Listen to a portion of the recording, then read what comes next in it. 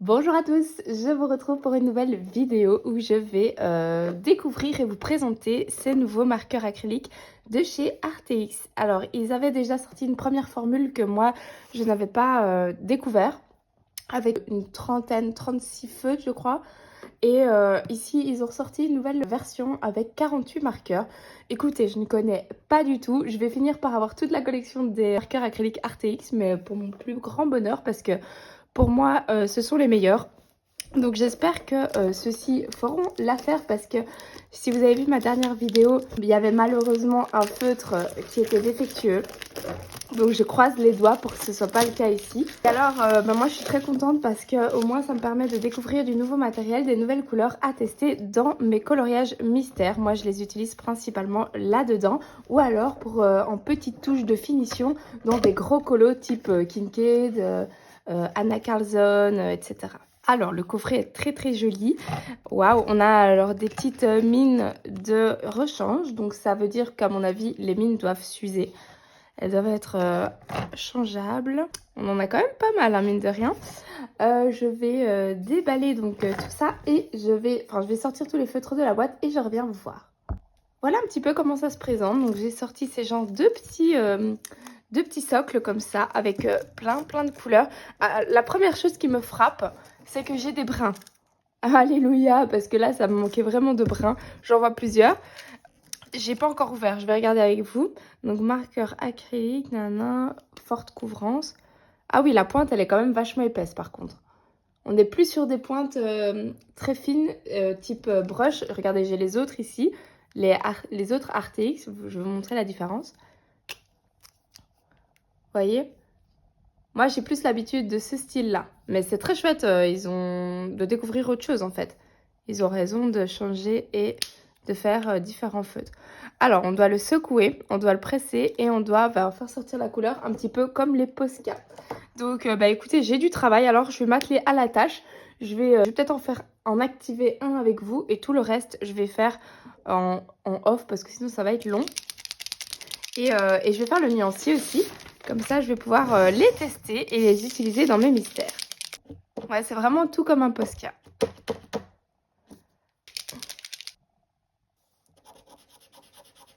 Au niveau des feutres, les numéros sont sur le capuchon. Donc la pointe, elle fait 3 mm. Donc ça, on l'a vu. Et ça met un petit peu de temps à s'activer, c'est normal. Je pense que... Enfin, j'ai jamais vu d'autres marqueurs comme ça qui s'activaient plus vite. Donc voilà, il faut s'armer de patience pour un petit peu activer tout ça. Je vais faire ça de mon côté et je vous reprends tout à l'heure.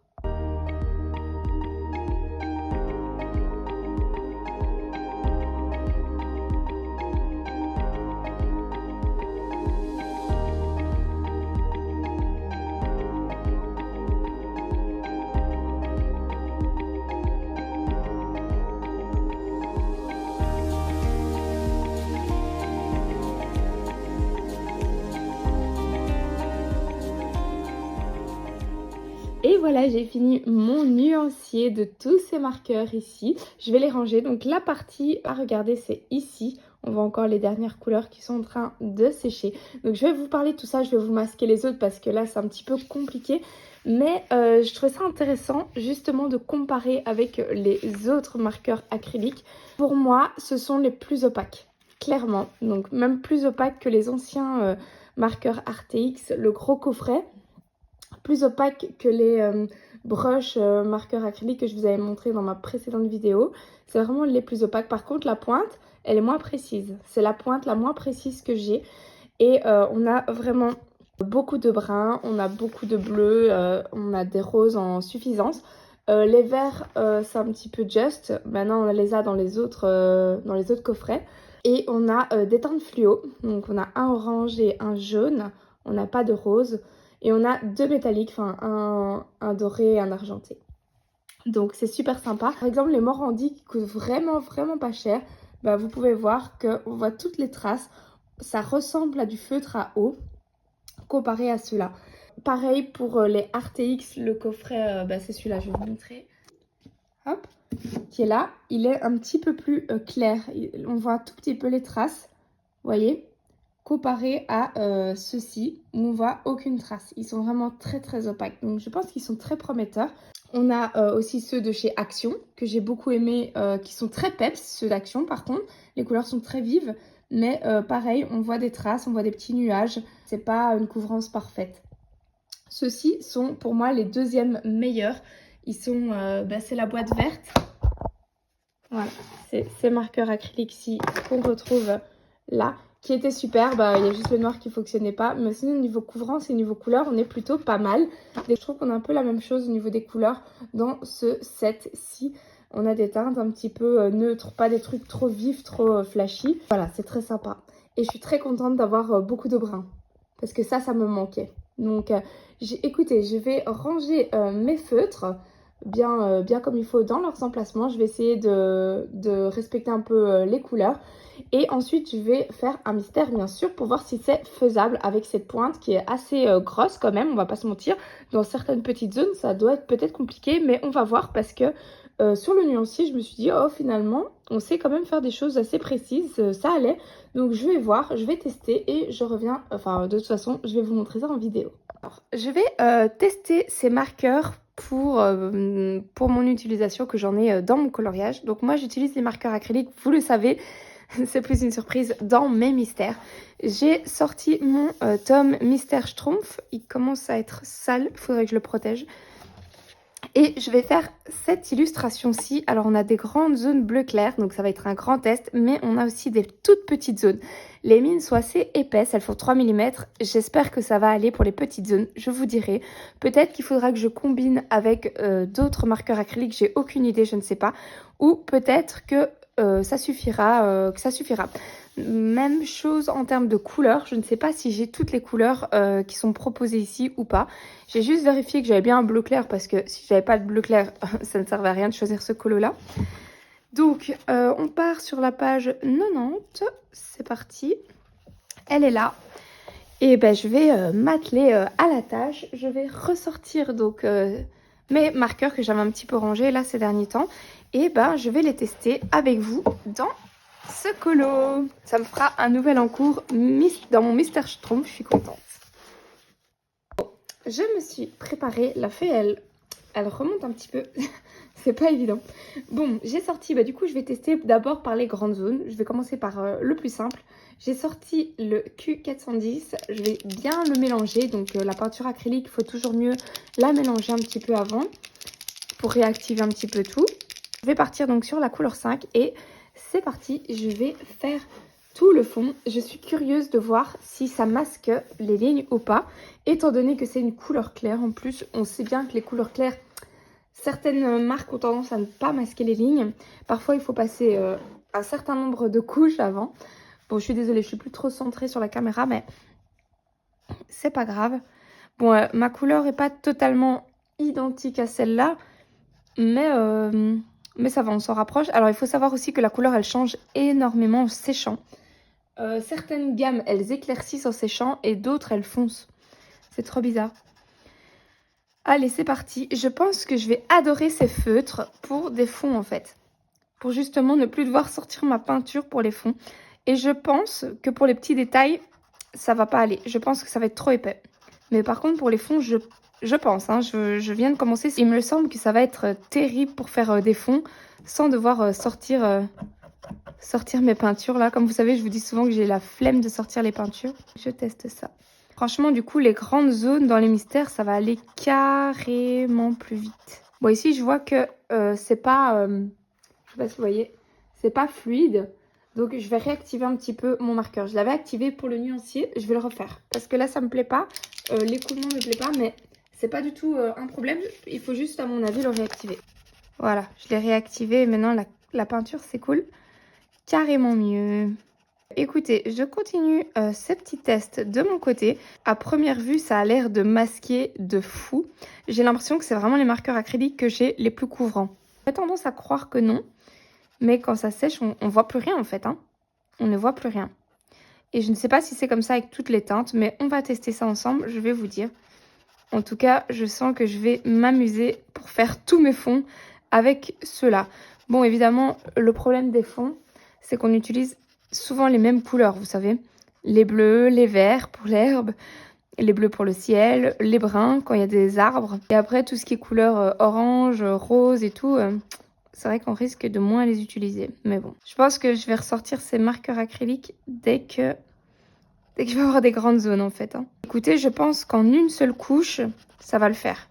Parce que c'est vrai que j'aime bien, enfin ça m'arrive de repasser plusieurs couches avec d'autres feutres acryliques. Mais ça me pose un certain problème parce que les feutres acryliques, ils s'usent vite en fait. Et si au plus on passe de couches, au plus on use ces feutres. Donc c'est vrai que c'est dommage. Donc si je peux avoir une couvrance qui me plaît en une seule couche. Ouais, par contre, je sais pas si vous voyez, il commence déjà à être sec. Donc j'ai fait tout ça et je dois le réactiver par contre. Voilà, je l'ai réactivé. J'ai l'impression de les activer assez régulièrement. Je sais pas si c'est un système pour justement éviter de trop gaspiller ou éviter que le feutre sèche. Par contre, ça fait quand même des dépôts sur la feuille. Et vraiment beaucoup de dépôts. Ouais, je sais pas si vous allez voir, mais cette partie-là, je galère un peu. Donc c'est en direct, c'est en live. Regardez. J'ai énormément de dépôts. J'ai des trous un peu. Je pense que c'est parce que j'ai repassé une deuxième couche avec du humide sur humide. Donc je vais laisser sécher et je vais voir si je peux... D'office, je vais rattraper. Alors tout ce qui est dépôt, moi je trouve pas ça trop dérangeant dans le sens où une fois que c'est sec, vous passez votre doigt et tous les petits morceaux ils partent. Mais par contre quand on colorie, c'est un petit peu... c'est pas agréable, vous voyez. On sent ces petits dépôts qui se collent. Écoutez, je vais continuer de mon côté toute cette zone et je reviens vous faire un petit retour là-dessus. Je voulais vous montrer de tout près le rendu que j'avais avec le bleu clair. Je n'ai eu ce rendu qu'avec celui-ci. Alors il est très très opaque, vous pouvez le voir, ça cache bien les lignes. Par contre, on a quand même quelques petites irrégularités. On a des petits amas de matière à certains endroits et à d'autres un petit peu de manque. J'ai passé quand même une deuxième couche par-dessus pour que ce soit beaucoup plus net. Et avec la deuxième couche, c'était nickel. Et voilà tout le monde, j'ai fini toutes les couleurs avec mes nouveaux marqueurs acryliques de chez RTX avec la pointe de 3 mm. Donc j'ai réussi à tout faire. Il y a juste la partie grise là que j'ai fait avec ceux de chez Action parce qu'il n'y avait pas des beaux gris un peu métalliques. Maintenant il ne me reste plus qu'à repasser tous les contours avec du noir et ça devrait donner les finitions super jolies comme j'aime. Alors les marqueurs ils sont vraiment pas faciles à utiliser je trouve. Ils couvrent super bien, ils ont une couvrance incroyable, autant les clairs que les foncés. Par contre, il faut les activer assez régulièrement. Donc, vous voyez, il faut appuyer sur la mine. On sent très vite que la mine sèche et que la couleur, elle devient un petit peu mate, plus aussi brillante. C'est à ce moment-là qu'on se rend compte qu'il faut activer le marqueur. Et c'est vrai qu'il faut le faire quand même de manière assez récurrente, enfin pour ma part. Sinon, je suis très contente au niveau des teintes, des couleurs. Pour ce colo-là, j'ai quasi tout trouvé. Je vous dis à part les gris. Et encore, j'ai des gris, mais je préférais vraiment les faire avec ceux de chez Action. Mais j'aurais très bien pu les faire avec ceux-là. Je trouve qu'ils sont pas très très confortables à colorier, surtout avec le bleu clair. J'ai pas eu facile parce que ça faisait plein de petits copeaux, ça faisait des traces et tout. Donc voilà, c'était pas simple. Je vais encore les utiliser. Il faut, je pense, une certaine prise en main. Mais c'est vrai que j'ai eu beaucoup plus facile avec d'autres marqueurs acryliques qu'avec ceux-là. Maintenant, je suis contente de les avoir. Ça complète vraiment ma gamme des marqueurs acryliques. Et pour tout ce qui est fond, je vais utiliser ceux-là. Et ça change, ça me fait de nouvelles couleurs et des marqueurs sympathiques à utiliser. Autre chose, j'ai l'impression que les mines peuvent vite sécher. Alors ça, il faut voir sur le long terme. Je peux pas vous dire maintenant, j'ai pas eu de cas en tout cas pour l'instant. Mais je sais pas, j'ai un petit doute. J'ai l'impression que quand je les prends, je dois directement les réactiver. Et j'ai l'impression que si ça fait genre, je sais pas moi, 5-6 mois que je les ai plus utilisées, j'ai l'impression que je risque d'avoir des mines sèches. Alors, on a des mines de rechange dans la boîte. Ça, c'est très bien. Donc, je suppose... S'ils ont mis des mines de rechange, qu'il y a une raison. Maintenant, il n'y en a pas beaucoup, il y en a quelques-unes. Il y en a 4-5 des mines de rechange. Donc j'espère que les mines qui sèchent, c'est pas non plus... Enfin, j'espère que ça n'arrive pas vraiment. Ou que si ça arrive, que c'est vraiment une fois de temps en temps. Voilà quoi. Donc ça, je vous dirais de faire attention. Je vous le dirai moi si... je vous le dirai en vlog. Du coup, si au fur et à mesure de mes utilisations, la mine, elle sèche. Ça, c'est quand même important. Donc, je vais faire les lignes noires. Ça, je le fais avec mes Posca. Et comme ça, vous aurez un rendu fini et très propre parce que c'est les lignes noires qui, je trouve, révèle le coloriage. Sinon, je me suis bien amusée à le faire. Ça m'a pris une après-midi. C'est très très rapide à faire. Et pour tout ce qui était brun, je me suis vraiment régalée. C'était bien lisse, ça sortait tout seul, c'était nickel. Et les autres, les petites zones, j'ai réussi à les faire aussi malgré la grosse mine. Alors il y a certains endroits où j'ai dépassé, mais c'est pas grave parce que je me dis que je vais repasser de manière nette après avec le noir. C'est comme ça que je fais en fait. Maintenant, si vous passez le noir au début du coloriage, ça risque d'être plus compliqué, je pense. Moi, j'aime bien faire dans ce sens-ci. Donc voilà un petit peu pour le rendu. Je sais pas si je vais vous montrer dans cette vidéo le rendu final avec le noir. Bah, je pense que oui. Je vais pas clôturer maintenant. Je vais le terminer de mon côté et je vous montrerai une fois ce que ça donne avec les lignes noires et quand il sera complètement terminé. Voilà, c'est fait, il est terminé, je l'ai enchaîné tout de suite, j'ai terminé toutes les lignes noires. Écoutez, pari réussi, j'ai réussi à faire un très joli coloriage mystère avec ces feutres. Je suis très très contente, je vais les utiliser et vraiment bien les tester dans d'autres coloriages. Essayez même des coloriages avec un peu plus de détails pour voir. En tout cas, bah, voilà un petit peu le rendu. J'espère que cette vidéo vous a plu. Je vous mets évidemment tous les liens du matériel et les infos pour les retrouver en barre d'infos. Je vous fais des gros bisous et je vous dis à très bientôt pour une prochaine vidéo. Ciao ciao tout le monde!